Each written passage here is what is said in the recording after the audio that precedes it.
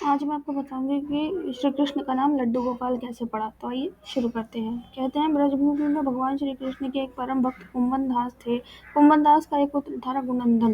कुंभन दास हमेशा ही श्री कृष्ण की भक्ति में लीन रहते थे और भगवान की सेवा के चलते वह कभी उन्हें छोड़कर कहीं नहीं जाते थे। एक बार उन्हें वृंदावन से भागवत करने का न्योता आया। पहले तो कुंभन दास ने उन्हें मना कर दिया, फिर लोगों के बहुत ज्यादा जोर देने पर वह मान गए।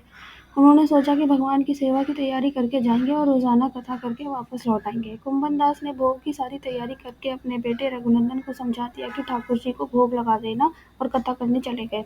रघुनंदन ने भोजन की थाली ठाकुर जी के आगे रखी और उनसे भोग लगाने का आग्रह किया। उसके बाद मन में यह छवि थी कि ठाकुर जी अपने हाथों से भोजन करेंगे, लेकिन ऐसा हुआ नहीं। बहुत देर इंतजार करने के बाद जब भोजन की थाली ऐसे ही रखी रही, तो रघुनंदन जोर से रोने लगा और पुकारा कि ठाकुर जी आओ और भोग लगाओ। रघुनंदन की इस पुकार के बाद ठाकुर जी ने बालक का रूप धारण किया और भोजन करने बैठ गए। जब कुंभन दास ने घर आकर रघुनंदन से प्रसाद मांगा, तो उसने ये कह दिया कि ठाकुर जी ने सारा भोजन खा लिया। कुंभन दास को लगा कि बच्चे को भूख लगी होगी और वह सारा भोजन खा गया होगा, लेकिन अब तो यह रोज की कहानी हो गई थी। अब कुंभन दास को शक होने लगा, तो उन्होंने एक दिन लड्डू बनाकर थाली में रखे और छुपकर देखने लगे कि रघुनंदन क्या करता है।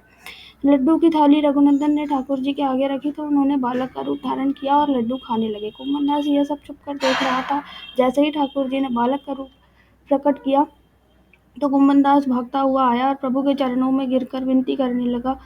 उस समय लड्डू गोपाल के एक हाथ में लड्डू था और दूसरे हाथ का लड्डू मुंह में जाने ही वाला था, लेकिन इतने में ही वह जड़ हो गए।